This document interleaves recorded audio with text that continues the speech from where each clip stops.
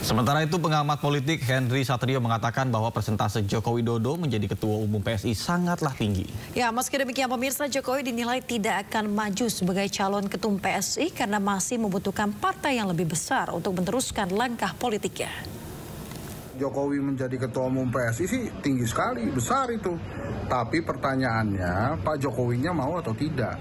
Sebab kan sudah jadi rahasia umum. Ya, nampaknya ini disiapkan menjadi perahu salah satu anaknya Pak Jokowi, ya saat ini Mas Kaisang yang menjadi ketua umumnya.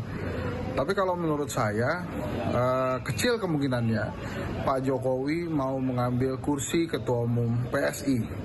Bukan cuma alasan belum bisa lolos ke Senayan, tapi Pak Jokowi menurut saya perlu sebuah perahu yang sudah besar dan kuat untuk mendukung.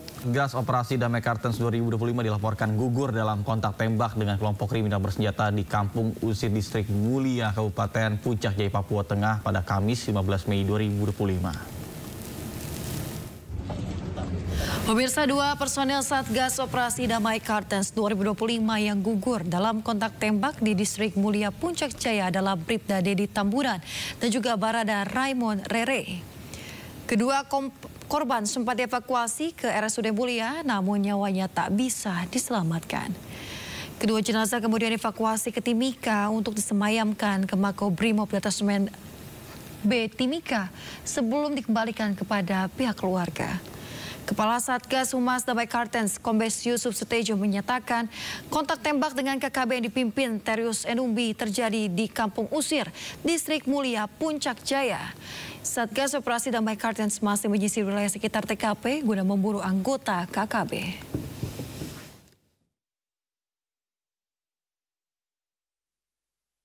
Pada Kamis tanggal 15 Mei.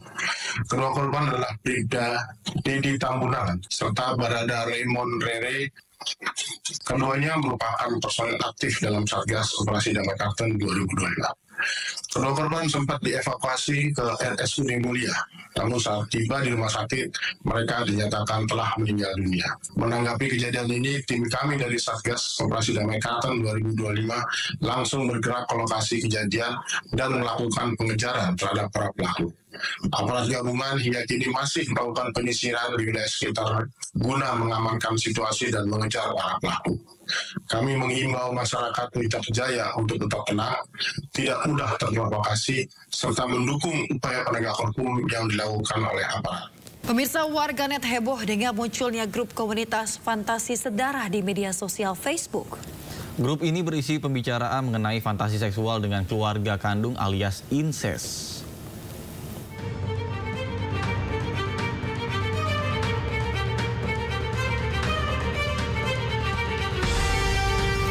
Dalam grup komunitas yang berada di Facebook dengan nama Fantasi Sedarah ini berisi cerita-cerita fantasi seseorang dengan keluarga kandungnya.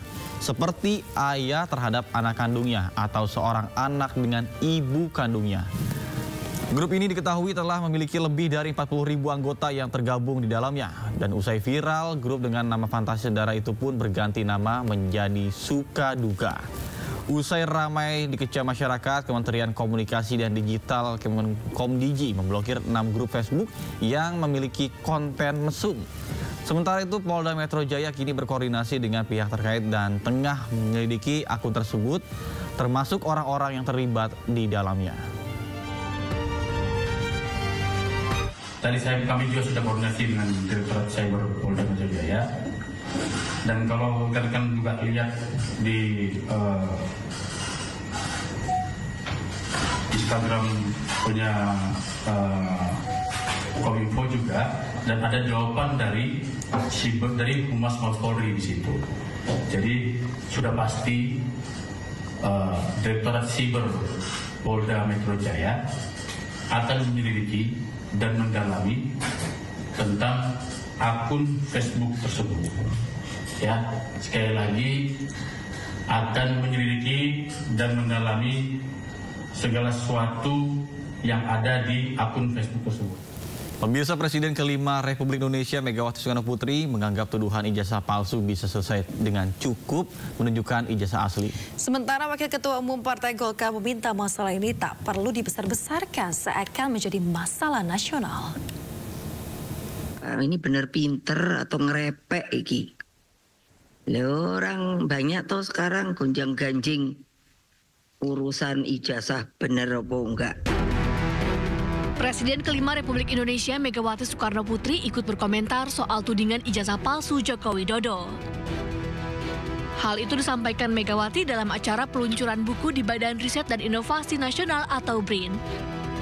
Menurut Mega, persoalan tersebut bisa diselesaikan dengan mudah, yaitu cukup menunjukkan ijazah aslinya untuk membantah tudingan itu. Nah supaya apa? Ini bener pinter atau ngerepek iki. Orang banyak tuh sekarang gonjang-ganjing urusan ijazah bener apa enggak. Lah kok susah amat ya? Kan kalau ada ijazah ya udah aja dong. Kasih aja, ini ijazah saya. Partai Golkar punya pendapat berbeda. Politisinya Idrus Marham menyebut Golkar tidak berkepentingan untuk ikut campur dalam kisruh ijazah Jokowi. Katanya perdebatan ini bisa diselesaikan baik-baik tanpa perlu dibesar-besarkan. Ini kan kita bicara tentang masalah sistem, itu biarlah itu ya. Jadi saya kira bagi kita janganlah jadi masalah-masalah yang bisa selesaikanlah dengan baik. Jangan jadi masalah, apalagi diangkat masalah seakan-akan masalah bangsa, masalah nasional kita, udahlah. Soal tudingan ijazah palsu, Presiden RI ke-7 Joko Widodo menutup pintu damai atas kasus dugaan ijazah palsu yang disidangkan di Pengadilan Negeri Solo, Jawa Tengah. Jokowi beralasan pintu damai ditutup lantaran dirinya merasa sangat terhina. Ya, ini kan bukan objek penelitian. Kan sudah menghina saya sehina-hinanya. Sudah menuduh ijazah itu ijazah palsu. Sudah merendahkan saya serendah-rendahnya. Ya nanti dibuktikan lewat proses hukum. Nanti akan kita lihat di proses di pengadilan seperti apa. Di tengah kontroversi ijazahnya yang dituding palsu, Presiden ke-7 RI Joko Widodo mengunjungi rumah dosen pembimbing akademisnya di Fakultas Kehutanan Universitas Gadjah Mada. Video pertemuan ini diunggah Jokowi melalui akun media sosial pribadinya. Keduanya berbincang selama 45 menit terkait masa-masa saat Jokowi menempuh pendidikan di UGM dulu. Tim Liputan, iNews melaporkan. Pemirsa, Presiden ke-7 RI Joko Widodo bicara mengenai peluang dirinya menjadi Ketua Partai Solidaritas Indonesia. Dirinya masih memperhitungkan peluang kemenangan jika mendaftar maju sebagai kandidat Ketua Umum PSI. Ketua PSI? Ketua Umum PSI, Pak. Iya, masih dalam kalkulasi. Jangan sampai kalau nanti misalnya saya ikut, saya kalah.